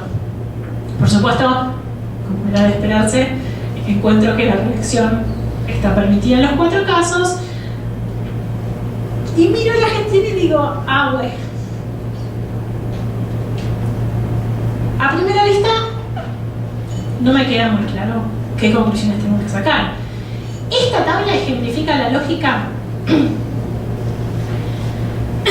perdón, a través de una matriz de datos en donde los casos son las filas, por supuesto, ya se dieron cuenta, y las variables son las columnas. Vemos que no todos realizaron una buena gestión, ¿no es cierto? Tenemos los primeros 2 que buena, después uno mala y uno mediocre. Sin embargo, vemos que todos operan en un ambiente institucional que permite la reelección, lo que podría sugerir, si miro esta tabla y nada más que esta tabla, que el marco constitucional es parte de la explicación, pero que la calidad de la gestión, en principio, mirando esta tabla, no lo es. Lo único que hice fue construir una hipótesis, definir cada variable independiente como la iba a observar en los casos, definir la variable dependiente, ir a los casos, mirar, volcar en la tabla, y ahora la digo. ¿Ok? Si los casos fueran exactamente iguales con respecto a X2, es decir, la calidad de la gestión, si me pasara lo mismo que me pasó en X1, sería imposible determinar si la principal causa es X1 o es X2, si me daba que todos tenían buena o mala gestión. O sea que el diseño de investigación es estéril, ¿no es cierto? Típico ejemplo, si yo estoy queriendo comparar Estados Unidos y Japón por una característica que comparten, va a ser una explicación mucho más fuerte que si comparo, para ver una característica común, Estados Unidos y Canadá, porque tienen tanto en común Estados Unidos y Canadá que no tengo idea qué es lo que está explicando esa característica en común. Obviamente, la gran crítica de los cuantitativistas, básicamente KKB, digamos, a este método es que hay sesgo sobre la variable dependiente. Elegí todos los casos con reelección positiva, y que entonces, al no haber varianza, no puedo hacer inferencias causales ciertas. Traducido, como diríamos en Argentina, a criollo, si agrego un caso de presidente no reelecto, pero con reelección permitida en la Constitución, pondría en duda toda la explicación causal, ¿no es cierto? Como solo miré presidentes reelegidos, me parece que la presencia de la Constitución es una cosa interesante, pero bastara con que hubiera encontrado un presidente no reelegido donde había habilitación constitucional para la reelección que dejaba de tener poder explicativo. Por supuesto que eso nunca lo hubiera podido detectar con este método, porque este método, por ser método del acuerdo, no incluye el famoso no caso de la comparación, lo cual llevó al desarrollo y a la utilización del método de la diferencia, que es el método que uno trata de utilizar cuando hace explicaciones cualitativas. Voy a volver sobre esto, porque cuando digo trata es que trata, si no puede, no lo usa, porque la realidad no vino hecha para ser investigada, no viene repartida en estados con variación perfecta en la variable dependiente, a veces no hay. Bueno, usaré el método del acuerdo, pero porque hice un rastreo previo donde demostré que no puedo explicar por variación de la variable dependiente y que es suficientemente interesante mi idea y que no le gusta que vaya a otra cosa, digamos, porque también uno tiene derecho a hacer las preguntas que uno se quiere hacer. Lo que uno no tiene derecho es a pensar que el método 1 es bueno per se, sin poner enseguida el llamado de la atención de por qué uno está eligiendo esa estrategia y cuáles son las limitaciones que tiene. Una vez cubierto metodológicamente uno puede empezar a hablar, pero que sea una elección consciente, no que sea por ignorancia, ¿no? Por decirlo de alguna manera. Entonces, ¿cómo hacemos el método de la diferencia? Para superar este problema que les señalo, el investigador ¿qué va a hacer? Va a buscar seleccionar casos positivos y casos negativos para poder observar la variación en la variable dependiente que le gusta tanto a Derrick. La lógica de diferencia de este procedimiento obviamente es que todos los resultados que presenten el resultado de interés, en este caso la reelección, también van a tener que compartir una característica explicativa común. Ojalá que sea la de nuestra hipótesis, ¿no? Digamos, para que se cumpla, pero bueno, podría ser otra. Y que los casos negativos, o sea, donde no haya reelección, no tengan ese atributo presente. Entonces, ¿qué hice? Agregué, cambié, digamos, la selección y elegí 3 presidentes con reelección y 2 presidentes sin reelección. ¿Ok? De vuelta, veo que, como era de esperarse, la variable Constitución permitiendo la reelección no es muy interesante, pero encuentro algo interesante. Encuentro que X2 tiende a que los presidentes que tienen reelección además hicieron una buena gestión y no tenían una oposición fuerte, con una X3, y que los presidentes no reelegidos tendieron a no hacer una buena gestión y sí tenían una oposición fuerte. Se me complicó. Ya tengo que echar mano a las configuraciones causales, ¿no es cierto? Porque yo tengo combinaciones, ¿se acuerdan? ¿Qué pasa cuando es algo común algo común a todos? Evidentemente tengo una condición necesaria, pero después tengo 2 combinaciones posibles. Puedo tener buena gestión y poca oposición, mala gestión. Está bien. Mala gestión y oposición fuerte. Ahí está. Entonces, se me complicó. Voy a seguir siempre con la misma lógica de la... Fíjense que esta es la tablita inicial, la de los 4 cuadrantes. Lo único que fue como agregando mis propias variables que salen de mi propia hipótesis. No es muy complejo, o sea, no tengo que salir a leer textos de metodología. Tengo que saber cuál es mi hipótesis, o mis 32 hipótesis, digamos, pero para cada variable independiente una columna, por cada caso una fila, y al final mi variable dependiente. Cuando se me complicó, ya sé que no puedo quedarme solo en el método de la diferencia. O puedo, pero voy a estar limitado a variables dicotómicas de sí y no, en donde empiezo a capturar, pero porque miré la tabla, es empírico. Yo lleno todo. Yo agarré, me senté, hice un Excel o lo que les guste y lo llené. Y lo leo. Lo leo en el sentido de las filas, por supuesto, ¿no? Entonces digo, ¿qué encuentro acá? Lo leo. Hago un ejercicio, digamos, leo mi tabla. Y empiezo a intuir que hay una cuestión combinatoria. Y yo ya sé que existe el enfoque de configuraciones causales. Entonces echo mano a eso.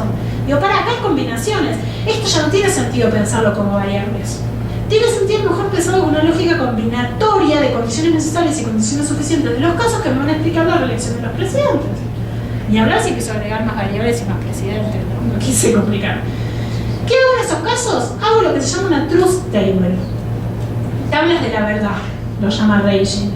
Que son la misma tabla, pero con todas las condiciones que me van a aparecer combinadas. Ya empiezo a hablar de condiciones, porque recuerden que en el enfoque de configuraciones causales ya no hablamos de variables. ¿Por qué? Porque son condiciones o atributos de los casos combinados que me van a explicar el outcome. En donde voy a tener, en algunos casos, ciertas condiciones operando como necesarias y algunas generando la suficiencia explicativa del conjunto de atributos combinados, y en otras otra combinación. Por eso dejo de hablar variables, porque ya no son variables, por ejemplo, independientes, como en este caso. ¿Por qué no son independientes? Ya están todas interconectadas entre sí. Empiezo a hablar de condiciones causales combinadas, ¿ok?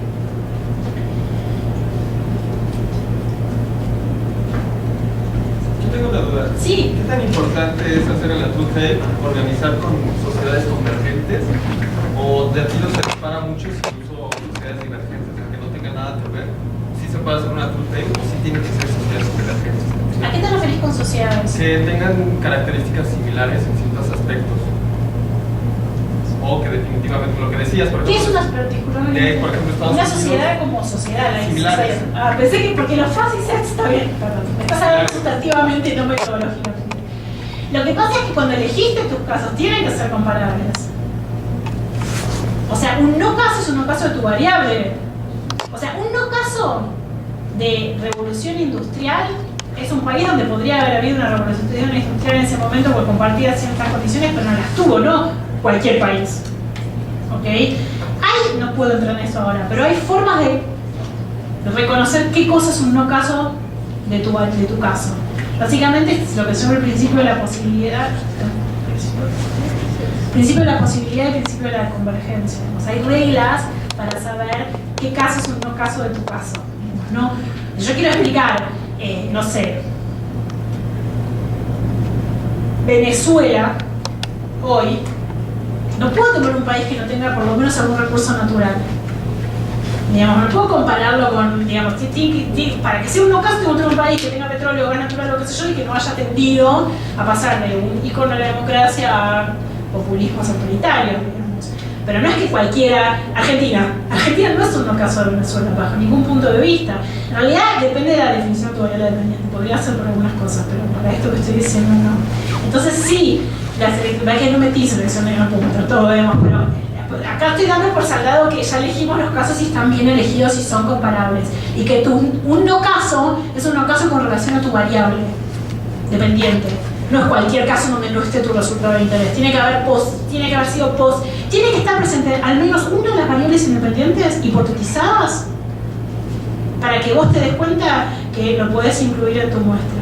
Si ninguna de las variables independientes estaba presente siquiera, no puede ser un no caso de tu caso. ¿Tá? Eso como para empezar, es un poquitito más complejo. No, por favor. Les puedo pasar después un papercito. Después le haré acá y para que quede en la literatura. Bueno, Truth Table.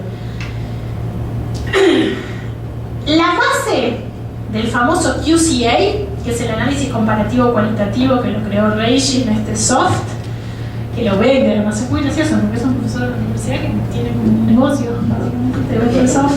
De verdad, todos como sus fans. Y bueno. El soft es muy poco amigable. Como que la interfaz no es para nada. Así que no se los quise mostrar porque sentí que con 4 sesiones iba a ser como para terapia todos juntos después. Pero sí les voy a contar como las intuiciones subyacentes que en sí son más amigables porque tienen que ver con lo que estuvimos viendo. La base del QCA, del soft, son las configuraciones causales como ya las vimos en última instancia.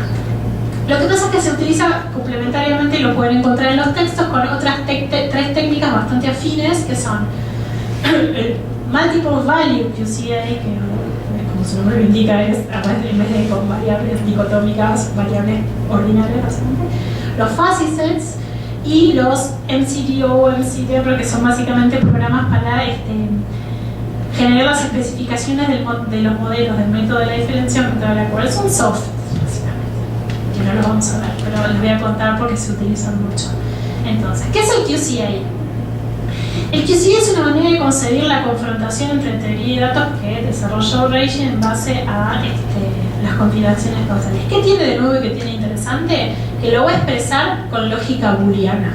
Básicamente el soft te crea la soft table, la truth table solo, y te va a ordenar una situación donde vas a tener muchísimas variables y por lo menos unos 8 o 15 casos, y no tiene mucho sentido meterse a el costo de aprender el soft.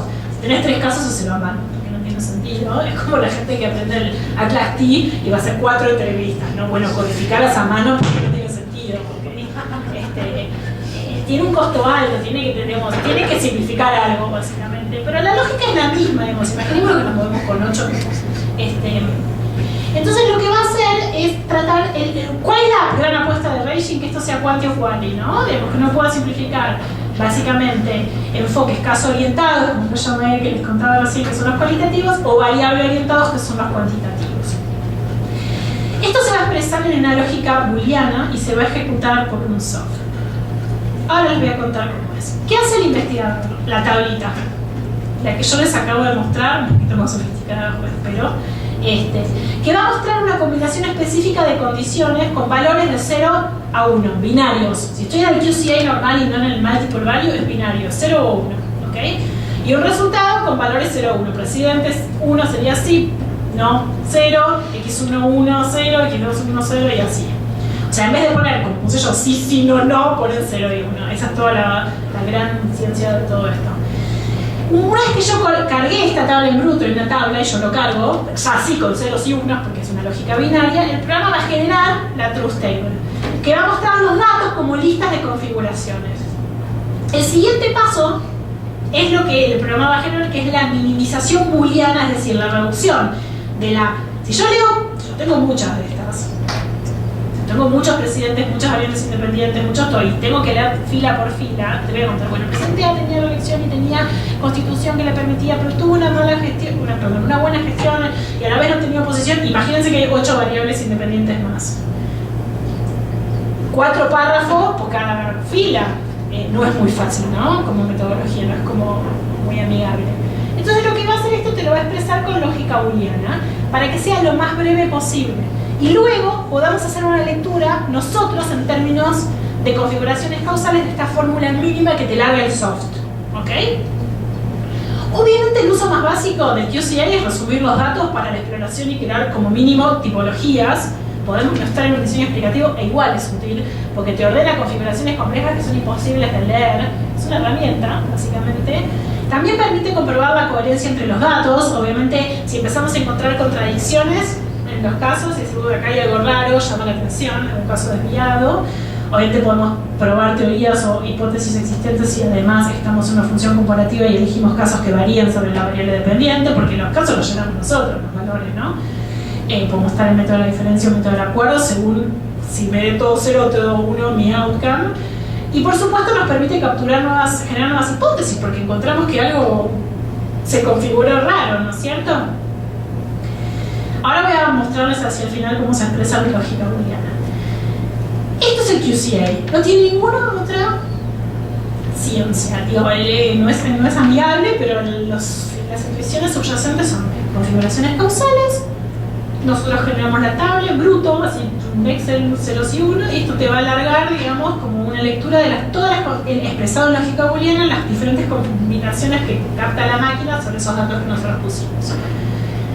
Luego se desarrollaron los famosos fuzzy sets, que básicamente surgen en el fondo como una prolongación de la lógica de los QCA, porque permiten analizar más allá de variables dicotómicas. No siempre es presidente sí o no, gestión buena o mala, constitución sí o no. A veces hay gradientes, ¿no es cierto?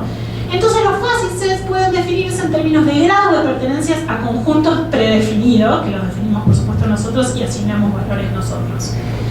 Los conjuntos difusos pueden ser considerados, por un lado, como una respuesta a esta crítica del QCA, que en el fondo te deja muy limitado para los métodos quali, porque todo 1-0, digamos, o sea, querés como avanzar hacia dar una herramienta hacia los métodos quali y me llevas como una minimización booleana, binaria, dicotómica, todos dummies, básicamente.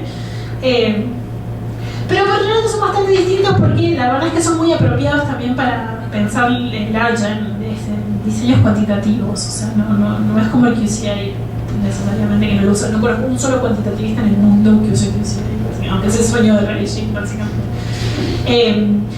QCA reside más finalmente además en los casos, porque como lo que trata de hacer lecturas de combinaciones y configuraciones causales, que es cierto que podrían usarse cuantitativamente, echamos mano de eso los cualitativistas, y los fuzzy sets parten más bien de la idea de conjuntos difusos basados en variables que buscan generalizaciones, o sea que están más en el mundo cuantitativo. ¿Cómo sería un fuzzy set? Por ejemplo, tenemos un conjunto convencional que lo vamos a comparar a una variable binaria con dos valores. Acá es, no sé, ¿sos protestante o no? 1 sí, no, 0 no.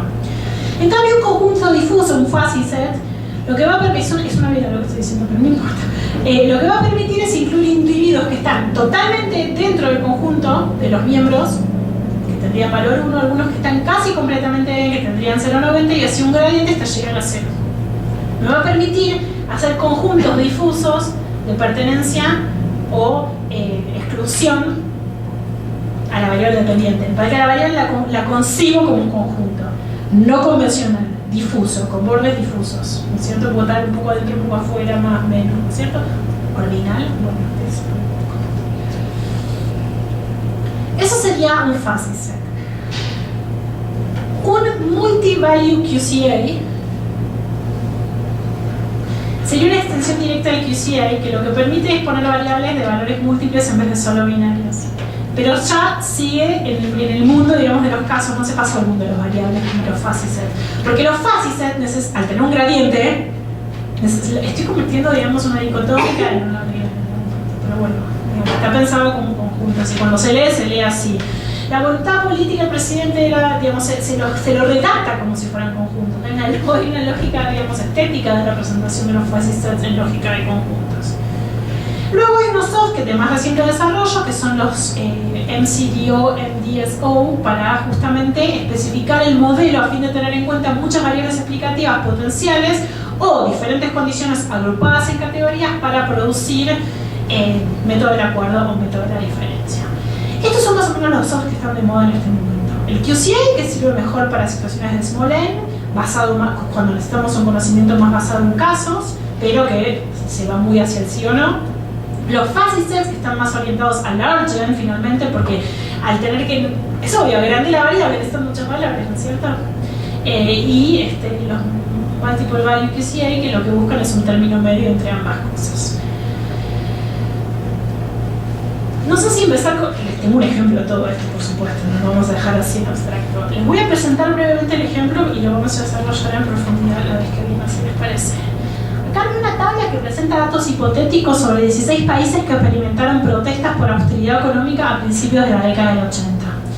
8 de estos países tenían gobiernos que reprimieron violentamente las protestas y 8 de los 8 no reprimieron. O sea, básicamente es un método de la diferencia, ¿ok?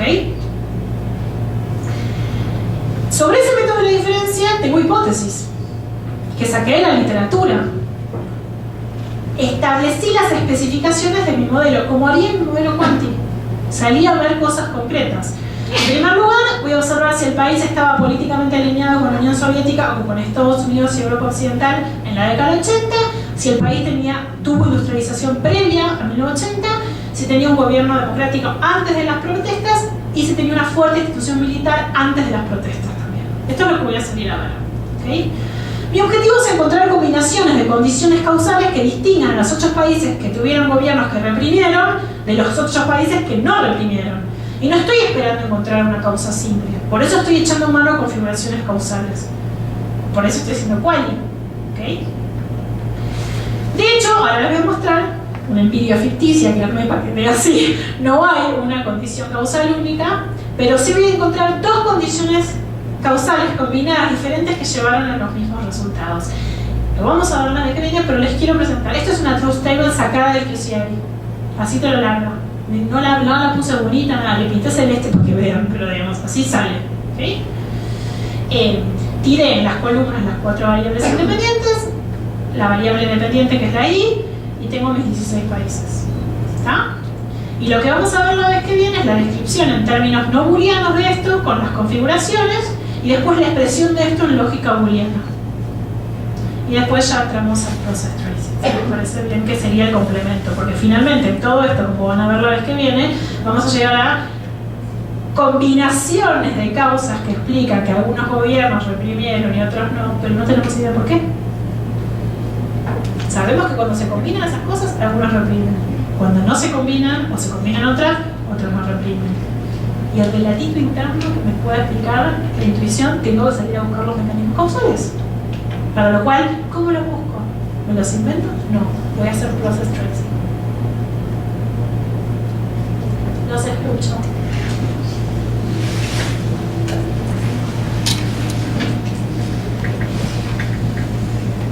Brutal, ¿no?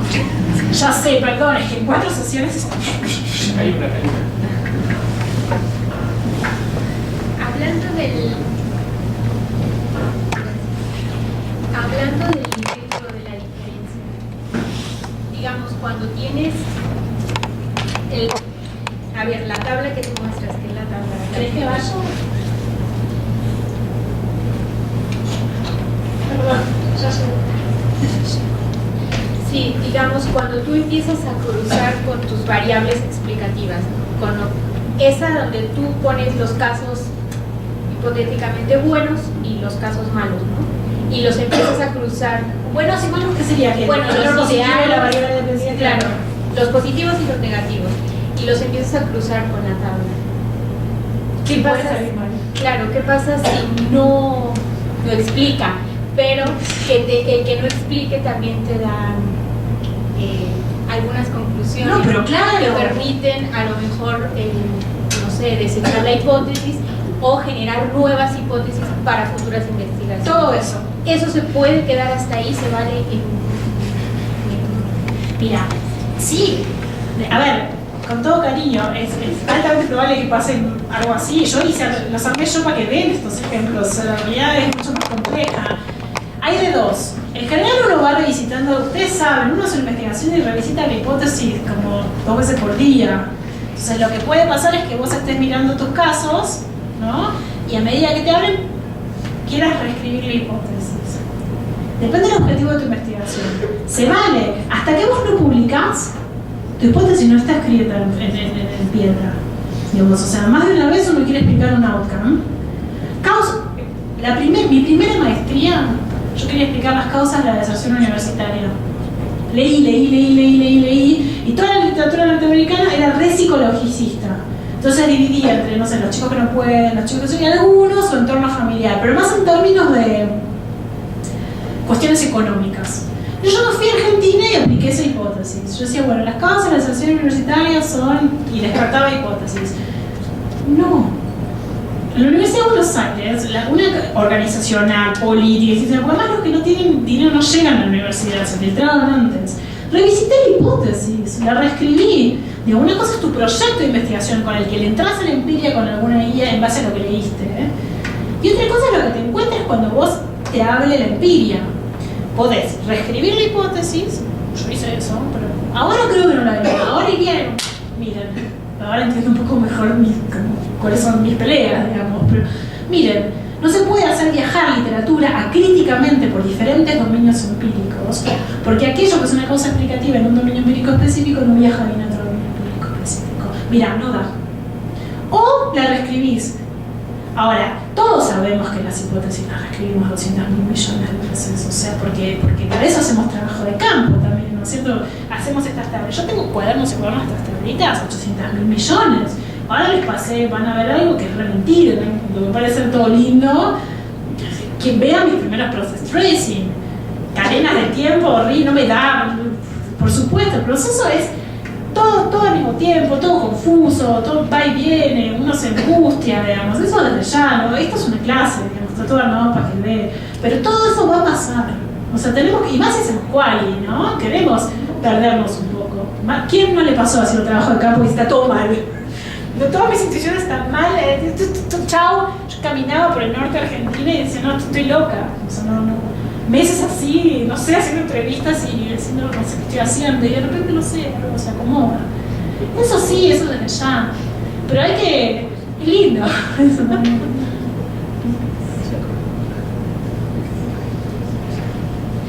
Recuerden siempre que no hacemos investigación solos, ¿no? Hay colegas, hay tutores, o sea, no es que nadie va a tener que resolver esto solo, nunca.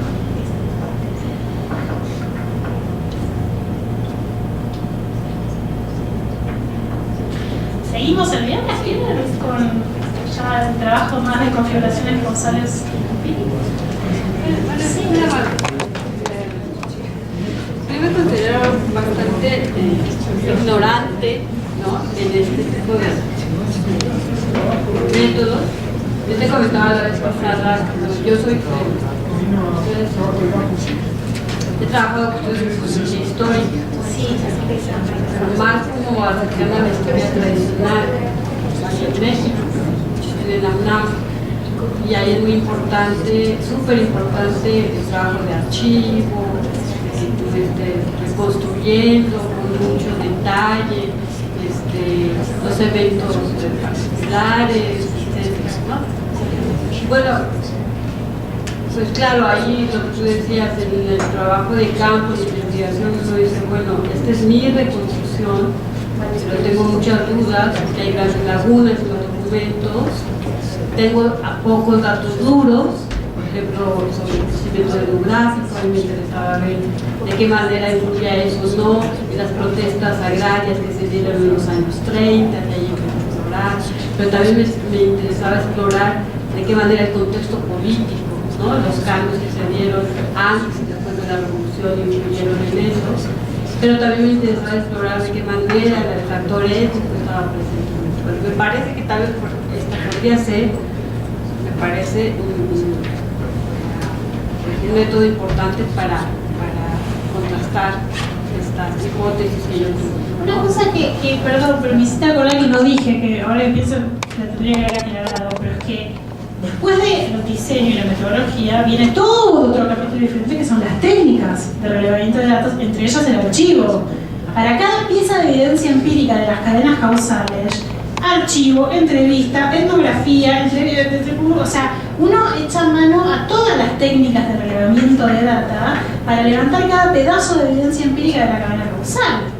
Pero todavía ni siquiera llegamos a la parte de cómo voy a la data a relevar eso que necesito para lo que definí, ¿no? En donde no puedo hacer ni solo archivo, ni solo entrevista, ni tengo que triangular todo después en las técnicas. Para que las técnicas están como ahora al servicio de algo más bien. Sí. Bueno, y ahora mi interés, bueno, estuve estudiando un solo municipio, por 20 años. Y ahora lo que me interesa es contrastar que al mismo lado, ahí en la zona compartiendo características muy semejantes, ocurrieron hechos muy distintos. Un lindo método de la diferencia. Variables de larga duración. Pero bueno, sí digo, aquí mi mentor que está trabajando muchas cosas, que puede hacer, que no puede hacer. Como si tú me dieras de la biografía como un ABC, ¿por dónde empiezo a leer? Empezar a leer. La biografía que viene ahí en el programa es muy amplia, pero ¿cómo podría empezar? Hagamos una cosa, así los demás pueden ir. Ahora conversemos si querés, o mandame te voy a dar mi mail y mandame algo y yo te trato de pasar así, porque en el aire, claro, si lo pienso un poquito. Dame que te paso mi correo. Lo voy a poner acá, por las dudas. Es como un correo. Creo que no lo puse en el programa. Perdón. Hoy no trae mañana.